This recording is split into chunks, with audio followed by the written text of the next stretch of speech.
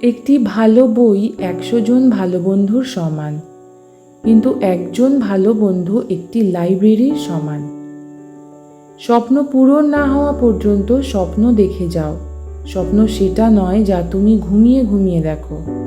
স্বপ্ন হলো সেটাই যা পূরণের অদম্য ইচ্ছে তোমাকে ঘুমোতে দেয় না। সফলতার গল্প পড়ো না, কারণ তা থেকে তুমি শুধু গল্পটাই পাবে। ব্যর্থতার গল্প পড়ো, তাহলে সফল হওয়ার কিছু উপায় পাবে। মানুষ তার ভবিষ্যৎ পরিবর্তন করতে পারে না, কিন্তু অভ্যাস পরিবর্তন করতে পারে। আর অভ্যাসই মানুষের ভবিষ্যৎ পরিবর্তন করে দেয়।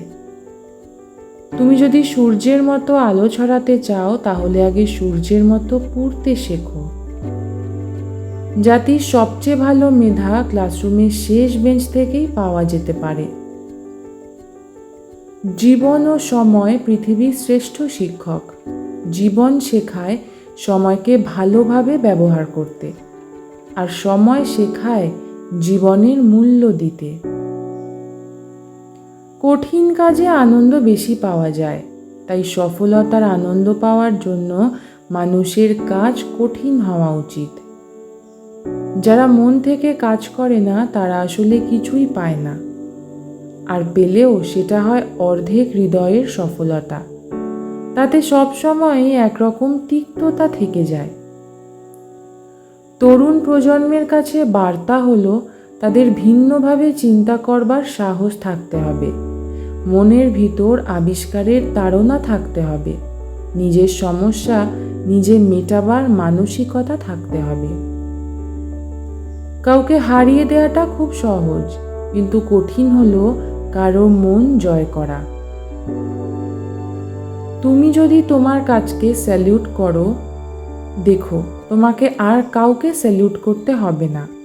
কিন্তু তুমি যদি তোমার কাজকে অসম্মান করো, অমর্যাদা করো, ফাঁকি দাও, তাহলে তোমার সবাইকে স্যালুট করতে হবে। তিনজনই পারেন একটি দেশ বা জাতিকে বদলাতে। তারা হলেন মা, বাবা ও শিক্ষক।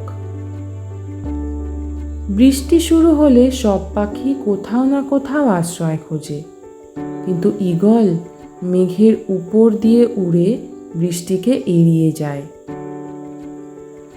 প্রথম সাফল্যের পর বসে থেকো না, কারণ দ্বিতীয়বার যখন তুমি ব্যর্থ হবে, তখন অনেকেই বলবে প্রথমটিতে শুধু ভাগ্যের জোরে সফল হয়েছিলে। লেখাগুলি ভালো লাগলে একটি লাইক ও চ্যানেলটিকে সাবস্ক্রাইব করে পাশে থাকার অনুরোধ রইল।